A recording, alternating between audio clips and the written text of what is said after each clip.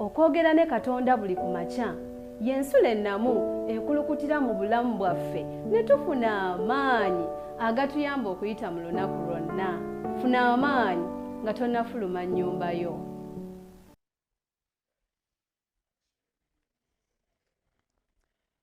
Mbalamusizzaako abaagalwa mu linnya erya Mukama waffe Yesu Kristo. Katonda tumwebaza kubanga atusaasidde n'abukeesa n'enkya olwaleero nga tukyali balamu. Olwaleero ennaku z'omwezi ziri 8 ku lunaku luno Omuganda lwayita Walumbe mu ddaaza lino erya 2024. Nkwanirizaako mu pulogulaamu yaffe ey'ensula ey'enkya. Nate nange Isaac Kayiira baali baseka. Nja kusaba ojje nange tuweeyo okwebaza nga tugenda mu by'okuyiga.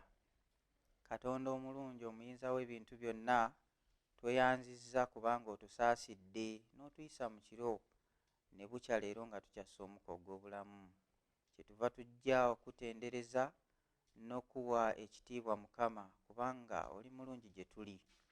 Beera wamu naffe Mukama, otuyigirize Omwoyo atuluŋŋamye mu byonna bye tugenda okuyiga, biweese erinnya ly'ekitiibwa era ligulumizibwe ennaku zonna, naffe tuweebwe omukisa mu linnya erya Yesu Kristo Mukama waffe.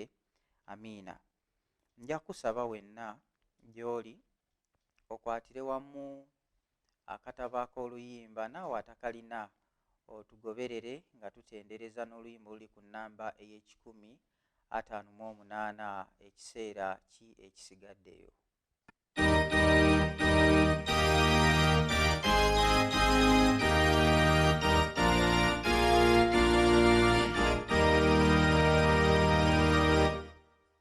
Kiseera kye kisigadde tutuuke mu maka gaffe, ekiro kyonna kiggwawo, enkya esemera. Totya naye dduka mangu, laba emmambya esala, tunatera okutuuka kiro gye kitaba. Muzamulwanyi munnange, nandaga maanyi mwegava, tinyweza nnyo ekitala, lutalo telulwe. Kale totya naye guma, omala omulimu gwonna, laba olutalo bwe luggwa, tusuubire engule. Ate enjuba n'ebyomu nsi byonna bigambira wamu, ti ebiro biri kumpi, ensi empya ejje. Kale guma nnyo omwoyo, bingi biraga ebiro, buli kitonde kyetaaga kuvuga kw'eŋŋombe. Kiseera si kinene nnyo, utambuze asanyuke, ennaku ze nga ziwedde, maziga gagwewo. Kale sanyuka nnyonyini, tuli kumpi okutuuka, tube n'essanyu bulijjo, mu nju ya kitaffe.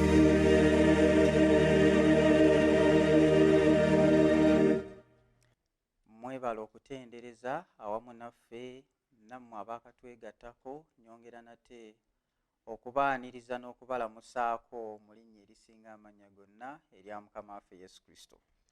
Tukwebaza gwe wenna atugoberera ku mikutu gyaffe egy'enjawulo 3ABN, ku free to air, Avento Media app, ogenda ku Google Play Store wano downloadinga, ku GoTV otusangayo, ate Avento Productions ku YouTube, YoTV app. Webale wenna atugoberera yonna gy'osinzidde okutulaba n'okutugoberera. Oluyimba lugambye nti kiseera kye kisigaddeyo. Ekyamazima obudde bubeera butono nnyo bwe tubeera nabwo mu nsi muno, naye ate obusinga bwe tutabukozesa bulungi tetuba ne kye tufunamu. Kyetuva tukwebaza ggwe wenna kitwala nti kya nsonga okukeeranga ku 3ABN okutendereza n'okufuna ebyokuyiga eby'omwoyo. Njagala kutwala mu kyokuyiga eky'olunaku olwaleero ekiriko omutwe ogugamba nti okomangawo mu Septemba. Ndowooza Septemba gwe gumu ku myezi gye tubeera nagyo egikomekereza egifundikira omwaka, emyezi ena egisembayo.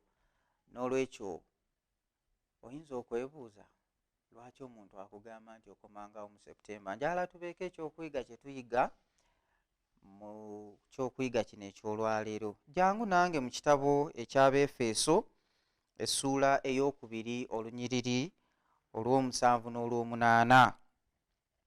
Bayibuli egamba nti mu mirembe egigenda okujja alyoke alage obugagga obusinga ennyo obw'ekisa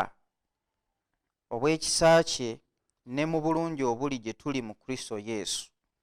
Kubanga mwalokoka lwa kisa, lwa kukkiriza, so tekwava gye muli, kye kirabo kya Katonda. Omutume Pawulo ayogera ku nsonga ey'okufuna obulokozi olw'ekisa, naye ate amala n'ayongerako ebigambo nti ate mu ekisa kino tukifuna mu bulungi obuli mu Yesu Kristo.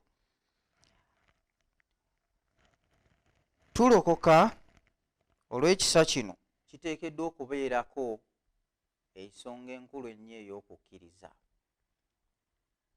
Bayibuli egamba nti okukkiriza kwe kutuukiriza ebyo ebisuubirwa, ebirabika n'ebitalabika. Mu kitabo kino kyennyini kye tulimu eky'Abeefeso.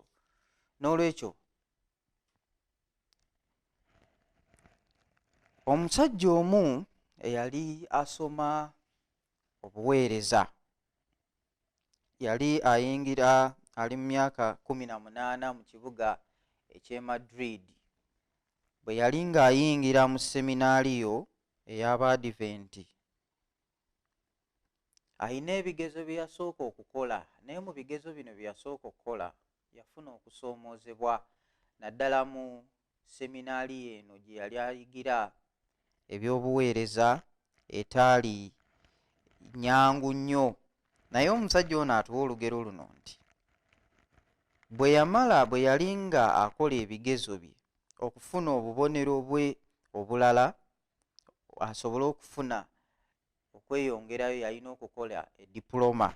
Dipuloma tugimanyi bulungi nnyo, y'emu ku biwandiiko ebizitowa abantu bye tubeera nabyo, n'ogamba nti yes, omusajja atandiikiriza kati okubeera omuyivu. Omusajja ono atunyumiza olugero lwe nti yali alina okukola erimu ku masomo nga mwe mwali gye bayita Catholic religion, era eyali ku ddaala erya kanoni. Omusajja ono omukulembeze yalina okumwekizamininga, yamubuuza ekibuuzo annyonnyole enjigiriza ekwata ku kufuna obutuukirivu okuyita mu kukkiriza.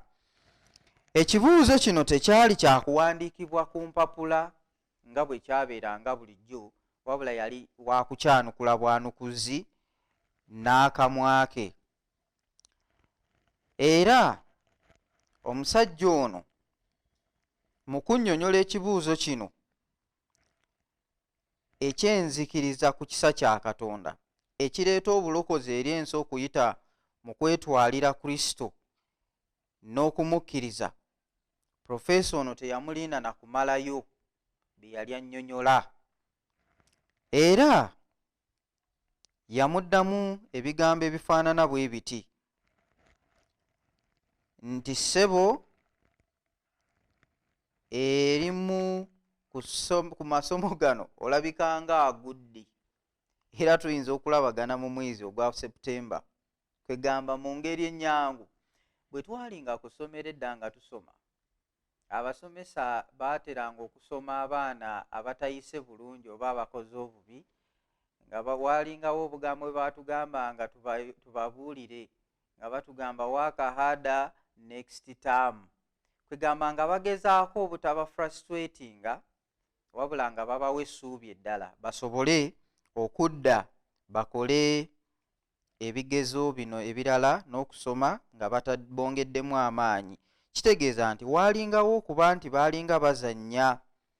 Kakati omusajja ono naye bw'atyo bwe yamala okunnyonnyola, omusaseredooti ono yamugamba ekibuuzo nti ssebo, ebyo by'oyogera by'onnyonnyola omusaseredooti yabikuyigirizaako? Kitegeeza nti bye yali annyonnyola byali biraga nti ebiro byonna bye yamala emabega ng'asoma ekigezo ekyo okuyita mu classes teyabiyita era teyabikwata. Kyava amugamba nti okomangawo mu Septemba wadde nga toliyita ssomo eryo ng'okyali nange. Emirundi mingi tuyinza okugwamu amaanyi. Oyinza okuba ng'ogenda kukeera ku makya bakuyise ogenda kukola interview, ogenda ku mulimu eyo, naye ogenda okutuukayo ne bagamba nti weebale nnyo naye ebisaanyizo tebikuganya kusigala ng'okola naffe. Njala okutegeeza muganda wange mwannyinaze, togwamu maanyi. Ensi mwe tutambulira ebyo bye bimu ku bintu ebitusoomooza ne bitumalamu amaanyi, naye eno si y'enkomerero.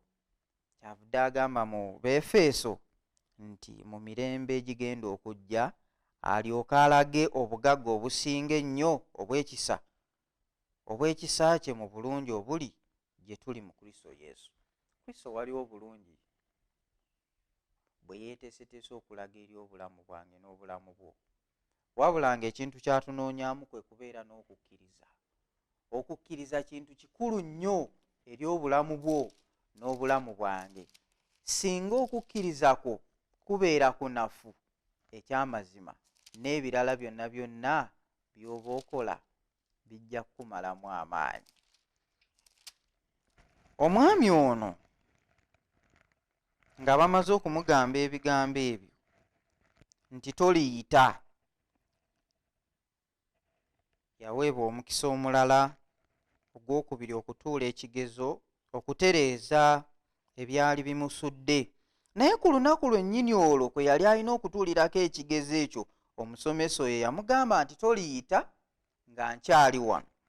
Yamugamba, yategeera amawulire gano nti omusajja ono yafa bwe yali ayogera ku ssimu ng'afa ekirwadde eky'omutima. N'olwekyo ensi mwe tuli oyinza okuba ng'oli mu bulamu nga bukunyigiriza, naye eyo si y'enkomerero. Mukama waffe alina ebisuubizo bingi nnyo eri obulamu bwaffe. Ekisa kya Katonda kinjagala tuyigemu. Ekisa kya Katonda kirabo ekiweebwa obuwa. Bwe kigaanibwa mu bugenderevu kiyinza obutadda nate. Nga wayiseewo emyaka 7 emirala omusajja ono yatandika okuweebwa omukisa mu maaso, yaweebwa omukisa n'awandiika okubanga y'omu ku baatuula ku lukiiko olukola ku bigezo okukola ekigezo ekirala. Naye ku mulundi guno yali ku seminaariyo ey'Abadventist eyitibwa Adventist University of Colleges mu Bufalansa, era yali akamala okuwandiika n'okuwaayo olupapula olukwata ku mateeka n'ekisa. Omulabirizi wa unioni eyitibwa Franco-Belgian ayitibwa mu France Francis Lavansi, eyali omusumba eyawummula amagye nga yali omulabirizi w'olukiiko, yamugamba ebigambo bino: tiweebale mwana wange, omutwe gw'owandiise gusaanye okubanga gwe mulamu omukulu mu kubuulira era n'okuyigiriza ng'omusumba omwadiventi. Tovanga ku kwogera amazima, tovanga ku kuyimirira ku kituufu. Frustrations zetusanga mu bulamu ezitulumba, oyinza okugaanibwa, osobola okufiiringa rejected mu bantu b'olimu, mu banno b'okoleramu, naye Katonda asigala ali ku luuyi lwo. Katonda asigala ayimirirawo, era ekyo tekimuggyako kubeera Katonda. Katonda asigala atuwa essuubi, kyava agambye nti kyava atuwa nti ne mu mirembe egigenda okujja tulege kuki? Ku bulungi bwe obuli mu Kristo Yesu. Obulungi bwonna bwe tunoonya mu nsi muno tewali we tuyinza bufuna okuggyako nga tutambudde ne Mukama waffe Yesu Kristo. Ebigambo ebyo bikulu eri nze n'eri ggwe. Buli lwe tutambulira awamu ne Mukama waffe, ebirabika ng'ebikaluba bigonda. Omusajja ono tufune ekyokumuyigirako. Bwe yamala okugambibwa nti gwe ebibyo biringa ebikomye, teyakoma awo. Emirundi mingi bwe tugamba nti bwe tugezaako ne bibanga ebigaanyi nga tuddayo mu mayumba gaffe nga twebaka oba nga tuwummula, tolekeranga awo kugezaako mukisa mulala. Omusajja ono yagambibwa nti ojja kukomawo mu Septemba, yafuna omukisa omulala ne yeeyongera mu maaso, era mu bimu ku bye yayimirirako ng'ali mu lukiiko byavaamu okusiimibwa. Oyinza okuba nga olina ebirowoozo ebirungi naye ng'abantu b'olimu tebabirabawo. Oyinza okuba nga oli mulungi naye nga tebakulabawo. Njala okutegeeza nti toggwamu maanyi. Mu mirembe egigenda okujja ojja kulega ku bugagga obusinga obw'ekisa ekiva mu Mukama waffe Yesu Kristo. Lwaki? Nti kubanga twalokola olw'ekisa kya Mukama waffe Yesu Kristo olw'okumukkiriza. Buli lwe tumukkiriza, Katonda waffe afuuka ensibuko ey'emikisa. Njagala nga tugenda okumaliriza, buli ddaala nti bwe tukwatibwako era ne tuzuula obubaka obw'enjiri era ne tufuna ekisa kya Katonda omulundi ogusooka, oba bwe tugwa mu bunnya bw'okukemebwa ne twonoona ne tusaba okusonyiyibwa okuva mu ggulu, oba bwe tubeera wakati mu bulungi era n'okubonaabona ne tusaba obuyambi okuva eri Katonda, Mukama ayanukula nga bwe yakola eri Peetero. Mu Bakolinso ekyokubiri essula 12 olunywa olw'omwenda, Peetero ebigambo bino bigamba nti ekisa kyange kikumala kubanga amaanyi gange gatuukirira mu bunafu. Ebigambo ebyo naffe bisobola okubeera ebyaffe.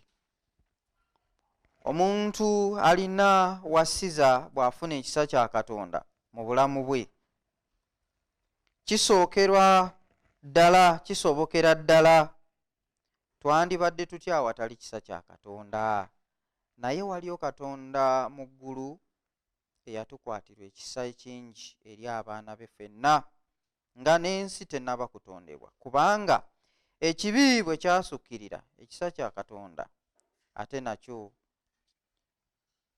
ekisinga obungi ne kisukkirira.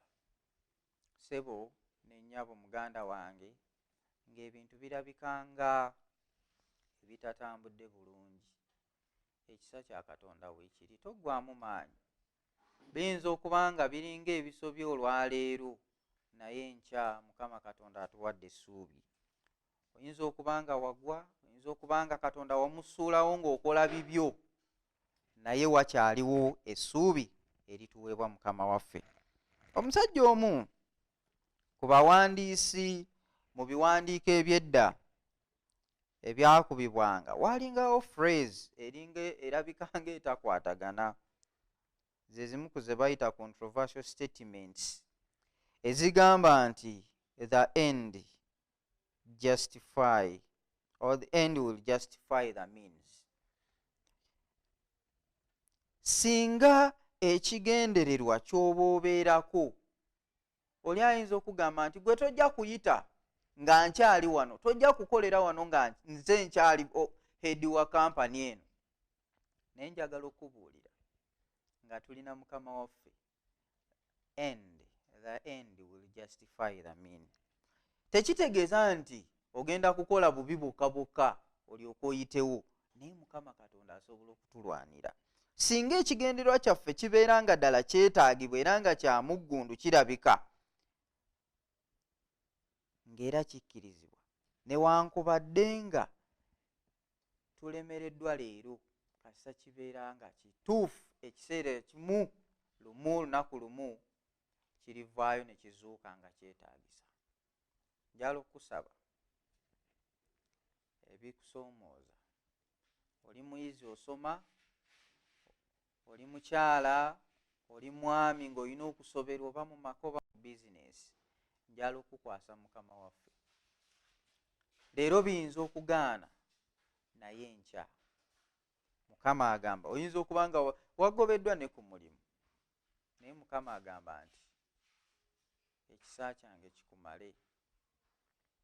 Biyinza okuba nga ebitabuse, naye ekisa kya Katonda leka kitumale. Okwagala kwa Katonda weekuli. Njagala ojje nange nga tugenda okwebaza, obulamu bwo obukwase Mukama Katonda, tusobole okutambula mu layini eyo, naffe Mukama Katonda ajja kutuwa ekisa kye. Ayinza okuba nga oli eyo, osobola okwewombeeka ne tuwaayo okwebaza. Katwebaze. Katonda omulungi ayinza byonna, weebale kubanga oli Katonda waffe. Ebiseera byaffe bye tuwangaalira mu nsi biba bingi, naye ate ebitusoomooza bitusukkako. Abamu tugobeddwa ku mirimu, amaka gaffe gakyankalanye, school fees abaana tebakyasoma, bantu baffe ab'eŋŋanda batukyaye. Katonda waffe n'ebiringa ebyo nga n'ebintu bye tukola tebitambula, kyetuva tukusaba nga tukwegayirira nga tugenda okufuluma. Mu biseera bino nga bwe wasuubiza, tusaba omukisa gw'okutuwa. Abalala bayinza okuba bali mu malwaliro nga balina okunyigirizibwa, beetaaga obujjanjabi. Katonda waffe, omukono gwo ogw'ekisa ogutayimpawadde, leka kubeere ku muddu wo n'omuzaana wo oyo Mukama eyakedde okusinza naffe wano ku 3ABN ku nkyeno. Abagenda okufuluma okugenda okukakkalabya Mukama egyaleero, Mukama bawa omukisa, obawa amagezi, obawa okumanya n'okutegeera. Ekisinga byonna Mukama obawa obukuumi ku bulamu bwabwe. Mu byonna Mukama nga tubikoze mu nsi eno, tukulembere tuwangulire wamu naawe, nga tuwangudde ensi eno tutuuke ne mu bwakabaka obutaliggwaawo, mu linnya erya Yesu Kristo Mukama waffe, amiina. Njagala okujjukiza nga tugenda okwawukana, teweerabira okutugoberera ku 3ABN free to air. 3ABN osobola okugenda ku Play Store wano downloadinga Avento Media app, ate naawe osobola okukozesa UTV app, osobola okugoberera ku YouTube Avento Productions, ku GoTV, n'oyongera okufuna obubaka obw'essuubi. Mukama Katonda nsaba akukulembere eyeteekateeka okugenda okukola, tugigoberere wonna kasita ofuna egyo emikutu osobola okutulabira wonna n'oyongera okugoberera programu zaffe zigenda mu maaso ku TV eno. Mukama nsaba akuwa omukisa era atambule naawe olunaku olwo.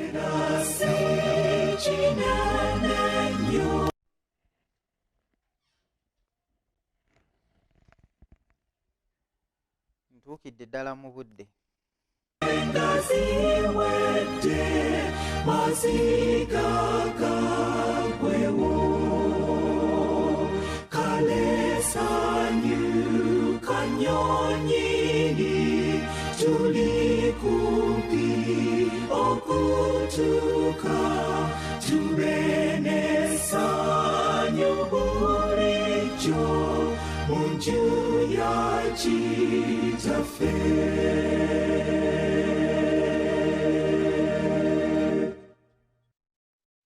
Okwogera ne Katonda buli ku makya y'ensula ennamu ekulukutira mu bulamu bwaffe ne tufuna amaanyi agatuyamba okuyita mu lunaku lwonna.